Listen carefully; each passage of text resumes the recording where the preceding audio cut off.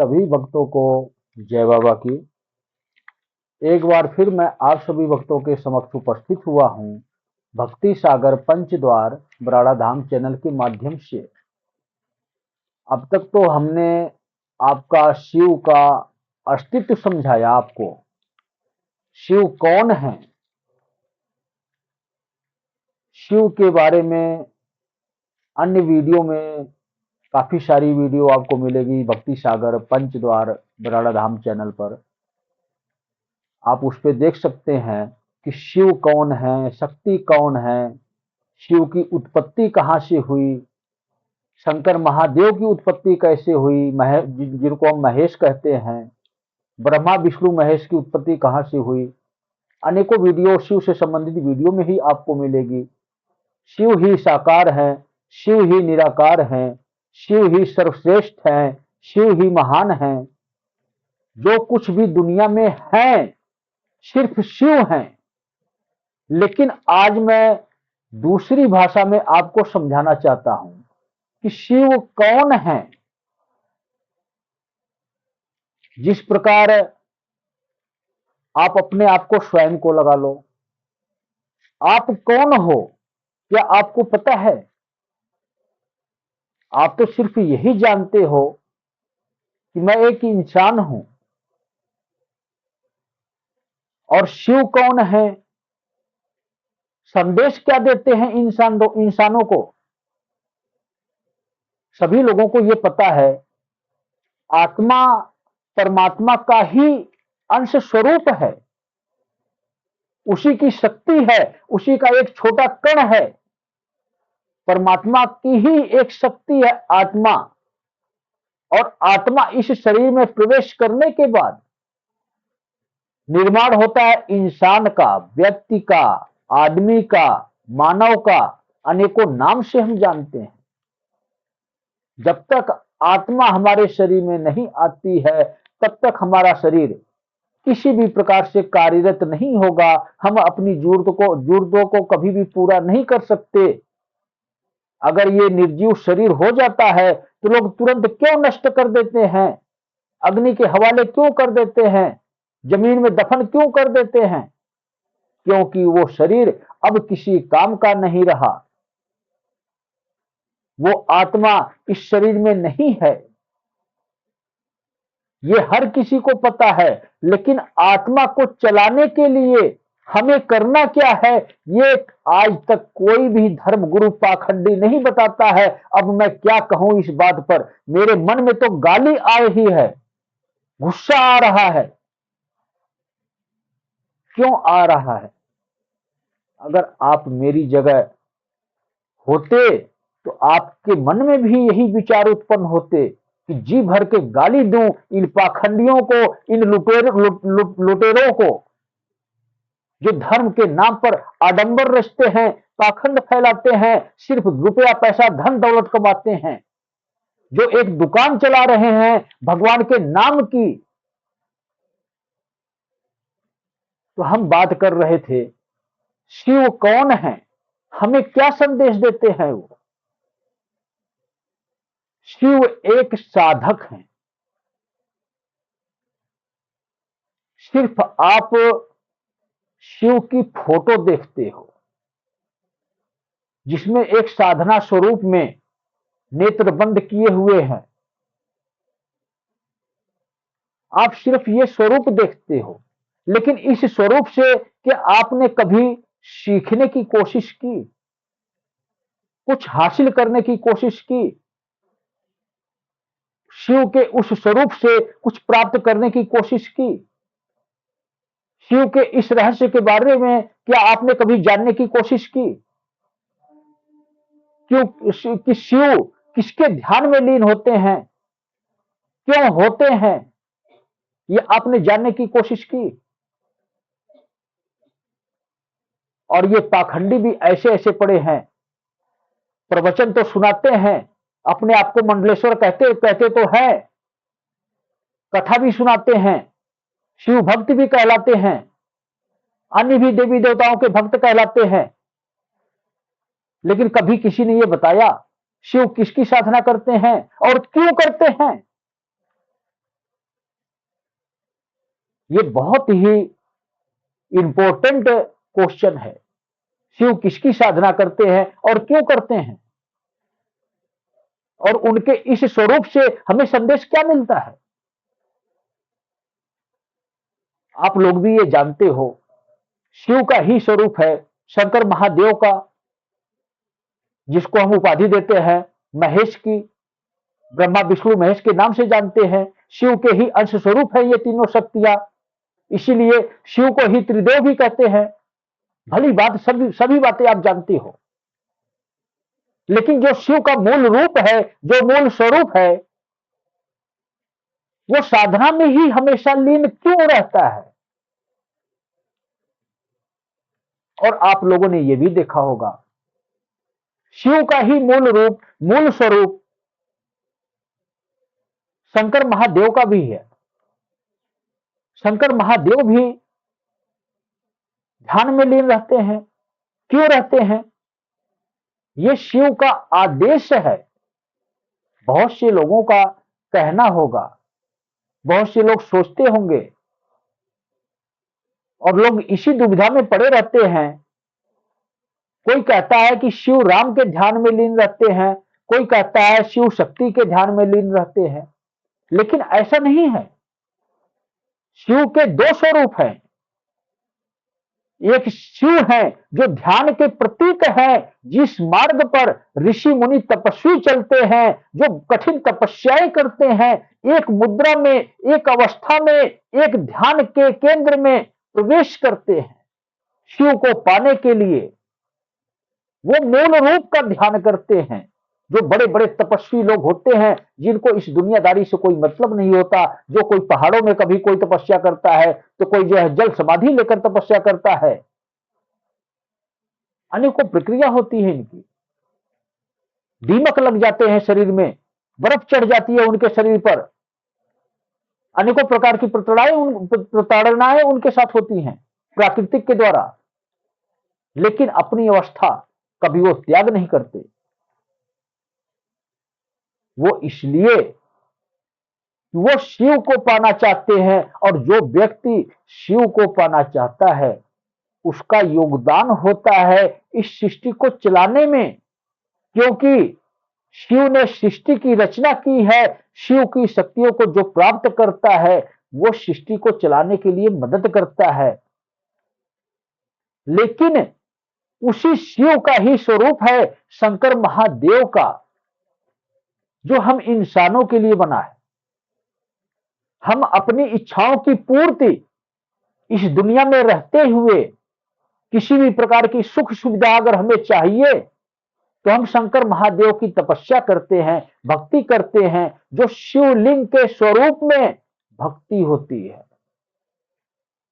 इस दुनिया में शिवलिंग की पूजा सर्वश्रेष्ठ है। क्यों है? इसीलिए है कि हम इंसानों के लिए उस शिव ने अपना मूल रूप, अपना मूल स्वरूप शिवलिंग का आकार दिया है, एक परिवार का आकार दिया है, क्योंकि शंकर महादेव का परिवार था, और उसी परिवार के माध्यम से हम इंसानों का परिवार बना है। संकेत स्वरूप में मैं आपको थोड़ा शॉर्टकट में समझाता हूं, अन्य वीडियो में आपको विस्तार में समझा रखा हूं। आप शिव से संबंधित अन्य वीडियो देखें, उसमें आपके समझ में आएगा। लेकिन संकेत रूप में आपको मैं बताता हूं कि शिव ने सृष्टि की रचना कर दी। सृष्टि को गति देने के लिए शिव ने अपना अन्य स्वरूप तैयार किया, शंकर महादेव का, और इसके बाद पार्वती जी को अपना अर्धांगिनी स्वीकार किया। इसके बाद उनका परिवार बढ़ा। जब उन्होंने अपना परिवार बसाया, जब वो 2 से 3 हुए, 3 से 4 हुए, जब उनका परिवार विकसित हुआ, तब ये जाकर प्रक्रिया शुरू हुई। इस सृष्टि में इंसानों के परिवार के विकसित होने की प्रक्रिया शुरू हुई। असली सत्य यही है। बाकी दुनिया में जो कुछ भी धर्म गुरु या कथावाचक बात रखते हैं आपके समक्ष, वो सत्य नहीं है, वो असत्य है। शिव ने सबसे पहले अपना परिवार बसाया, परिवार की सीमा सिखाई, परिवार का नियम तौर तरीका सिखाया।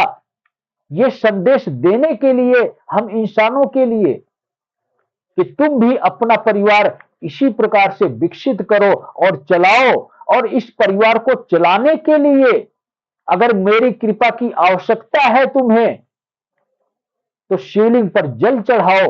आपका परिवार फलता और फूलता रहेगा, मतलब विकसित होता जाएगा। कभी भी आपका वंश कोई रोक नहीं सकता। कोई भी ऐसा इंसान इस पृथ्वी पर पैदा नहीं होगा जो आपके वंश को रोक सके।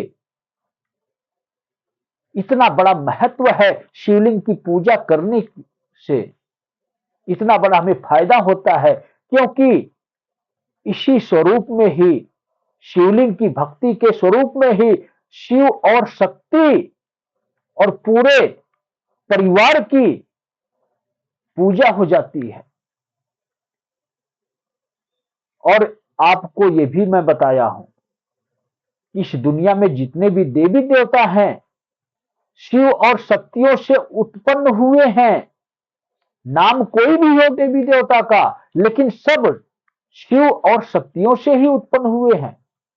तो अगर हम शिवलिंग की पूजा करते हैं, शिवलिंग पर जल चढ़ाते हैं, शिवलिंग स्वरूप में शिव को स्वीकार करते हैं, तो इस दुनिया में रहकर हम कभी भी विफल नहीं होंगे, हमेशा सफल होंगे, हमेशा हमें कामयाबी हासिल होगी। इंसानों के लिए शिव के इस शंकर महादेव स्वरूप का ये महत्व है। लेकिन हम बात कर रहे थे, शिव कौन है? शिव एक साधक हैं, जो एक इंसान को साधना सिखाते हैं। और इंसान किसको साधेगा ये भी बताते हैं। जब शिव उस शक्ति को साध रहे हैं जहां से उनकी उत्पत्ति हुई है, जिनको हम आदि शक्ति जगदम्बा के नाम से जानते हैं, जिनको हम जगत जननी के नाम से जानते हैं, जो एक निराकार शक्ति है, जिसका कोई स्वरूप नहीं है, जिसने शिव की उत्पत्ति की, उसी ने अपने मूल रूप, अपने मूल स्वरूप मां दुर्गा की उत्पत्ति की है। तो उस निराकार शक्ति का स्त्री रूप में मां दुर्गा प्रकट हुई है, जो जगत जननी मां कहलाई, और पुरुष स्वरूप में शिव प्रकट हुए हैं, जो देवों के देव महादेव कहलाए।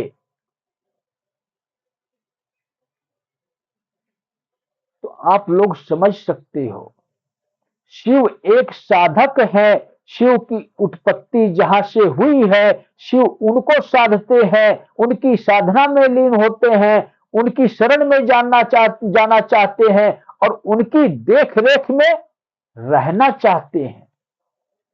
क्योंकि जब उस शक्ति की देख रेख में शिव रहेंगे, तो शिव से जो उत्पन्न हुआ है अन्य स्वरूप शिव का, शंकर महादेव का, तो शंकर महादेव का स्वरूप भी परिपूर्ण होगा।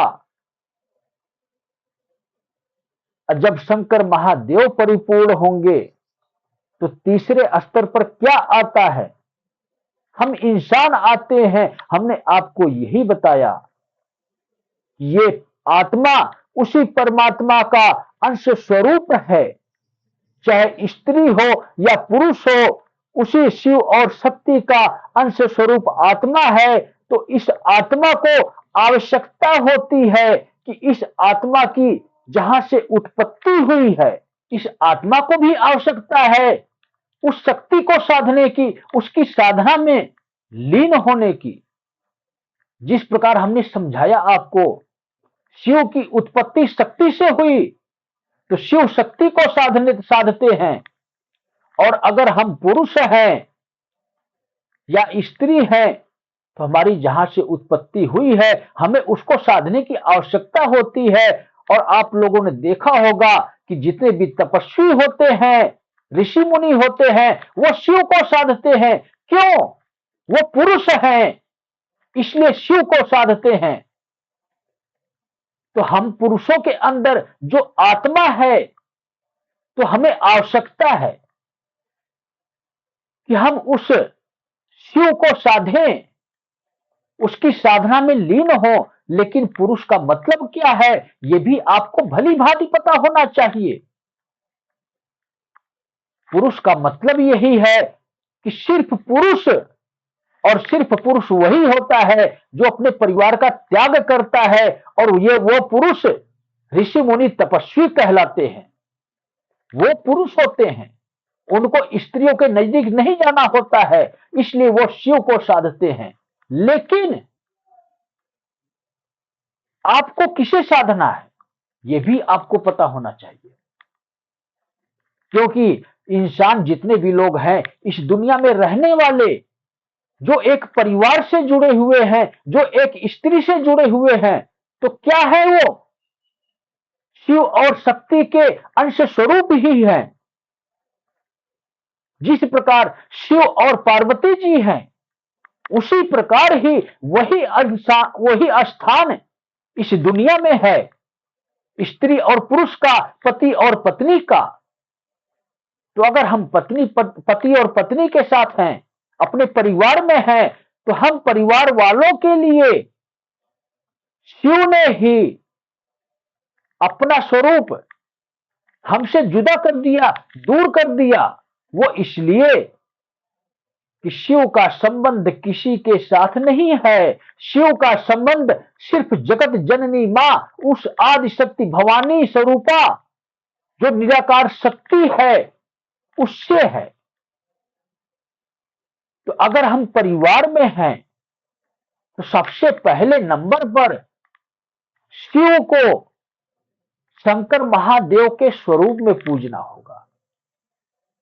और शंकर महादेव के स्वरूप में अगर हम पूजते हैं, उनकी भक्ति करते हैं, जो एक शिवलिंग का माध्यम बनता है, उसी शंकर महादेव ने अपना प्रतिरूप दिया है, अपना पूरे परिवार का स्वरूप दिया है इस शिवलिंग का। अगर हम शिवलिंग की पूजा करते हैं, तो शिव के पूरे परिवार की पूजा करते हैं, जिससे हमारा परिवार विकसित होता है। जिस प्रकार की हमारी मनोकामनाएं होती हैं, जिस प्रकार की हमारे जीवन में जरूरतें होती हैं, सभी पूर्ण होती हैं। तो समझ गए होंगे आप लोग, शिव की भक्ति अगर आप करना चाहते हो, तो आपको सबसे पहले शंकर महादेव की भक्ति करनी होगी, अगर आप अपने परिवार में रहते हो तो।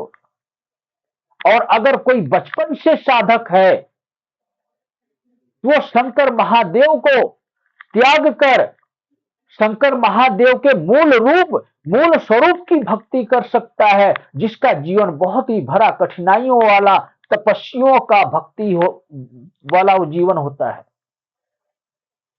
लेकिन यहीं पर एक और रहस्य की बात आपको बताता हूं मैं। जिस प्रकार से शक्ति ने शिव की उत्पत्ति की, जो एक पुरुष स्वरूप में है, और शिव के माध्यम से शिव ने शंकर महादेव की उत्पत्ति की, जो अपना मूल रूप, मूल स्वरूप शंकर महादेव को दिया, इस सृष्टि को चलाने के लिए, विकसित करने के लिए। ये कितने स्टेप हैं? शक्ति पहला स्टेप, पहला चरण, शिव दूसरा स्टेप, दूसरा चरण, और शंकर महादेव, जिनको हम महेश के नाम से भी जानते हैं, ये तीसरा स्टेप, तीसरा चरण। इसी प्रकार ही शक्ति ने स्त्री स्वरूप में भी 3 स्टेप ही बनाए हैं, 3 चरण ही बनाए हैं। पहला चरण आदि शक्ति जगदम्बा मां दुर्गा का स्वरूप दिया उन्होंने, जो एक जगत जननी मां के नाम से विख्यात हुई, जिनसे बड़ा आज तक कोई स्वरूप नहीं है शक्ति का।